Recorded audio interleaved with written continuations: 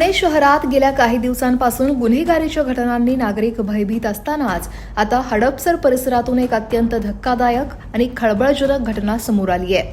हडपसरमधील एका नामांकित हॉस्पिटलमध्ये आयडी बॉम्ब सापडल्यानं संपूर्ण शहरात खळबळ उडाली. सुदैवानं वेळेत हा प्रकार उघडकीस आल्यानं आणि एका डॉक्टरनं दाखवलेल्या प्रसंगावधानामुळे मोठी जीवितहानी टळली. या प्रकरणात आता महत्त्वाची अपडेट समोर आली आहे. बॉम्ब ठेवणारा संशयित आरोपी सीसीटीव्ही कॅमेऱ्यात कैद झालाय. हा बॉम्ब हॉस्पिटलमधील अतिदक्षता विभागाच्या शेजारी असलेल्या पुरुष स्वच्छतागृहात ठेवण्यात आलेला. हॉस्पिटलसारख्या गजबजलेल्या ठिकाणी आणि त्यातही जिथं गंभीर रुग्ण उपचार घेत असतात अशा आयसीयूच्या अगदी जवळ बॉम्ब सापडल्यानं रुग्णांच्या आणि त्यांच्या नातेवाईकांच्या सुरक्षेचा गंभीर प्रश्न निर्माण झाला होता. बाथरूममध्ये साफसफाईचं काम करणाऱ्या महिला कर्मचाऱ्यांना एक संशयास्पद वस्तू आढळली. त्यांनी याबद्दलची माहिती तात्काळ हॉस्पिटलमधील डॉक्टर विलास गायकवाड यांना दिली. घटनेचं गांभीर्य ओळखून डॉक्टर गायकवाड यांनी तातडीनं तिथं धाव घेतली. डॉक्टर गायकवाड यांनी पाहणी केली असता ती वस्तू पाहून सर्वांचेच धाबे आणले. त्या वस्तूला 4 जिलेटिन कांड्या, घड्याळाच्या रूपातील एक टायमर आणि काही वायर जोडलेल्या. विशेष म्हणजे टायमरवर 7:21 अशी वेळ दिसत होती. कोणत्याही क्षणी स्फोट होण्याची शक्यता असताना डॉक्टर गायकवाड यांनी रुग्ण आणि कर्मचाऱ्यांच्या जीवाचा विचार करून मोठं धाडस दाखवलं. त्यांनी ती बॉम्ब सदृश्य वस्तू स्वतःच्या हातानं उचलून एका बॉक्समध्ये ठेवली आणि सुरक्षितरित्या हॉस्पिटल समोरच्या मोकळ्या जागेत हलवली. त्यांच्या या साहसी निर्णयामुळे हॉस्पिटलमधील शेकडो लोकांचे प्राण वाचले आहेत.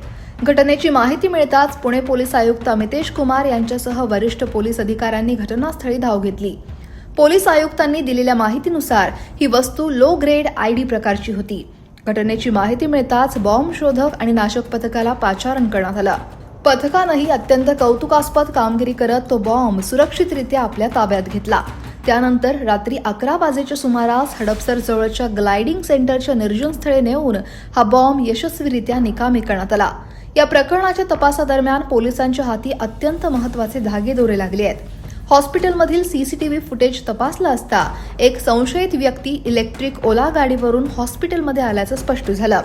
हा आरोपी हॉस्पिटलमध्ये शिरताना आणि संशयास्पद वस्तू ठेवताना कॅमेऱ्यात कैद झाली आहे. या फुटेजच्या आधारे पोलीस आता युद्ध पातळीवर संशयिताचा शोध घेत आहेत. पुण्याच्या कायदा आणि सुव्यवस्थेवर प्रश्नचिन्ह निर्माण करणाऱ्या या घटनेचा तपास करण्यासाठी आता स्थानिक पोलीस, गुन्हे शाखा आणि दहशतवाद विरोधी पथक एकत्रितपणे काम करत आहे. आरोपीनं हा बॉम्ब कोणत्या उद्देशानं ठेवलेला, यामागं एखादं मोठं रॅकेट किंवा दहशतवादी कट आहे का, तसंच हॉस्पिटलला लक्ष्य करण्यामागचं नेमकं कारण काय, या सर्व बाजूंनी कसून तपास केला जातोय.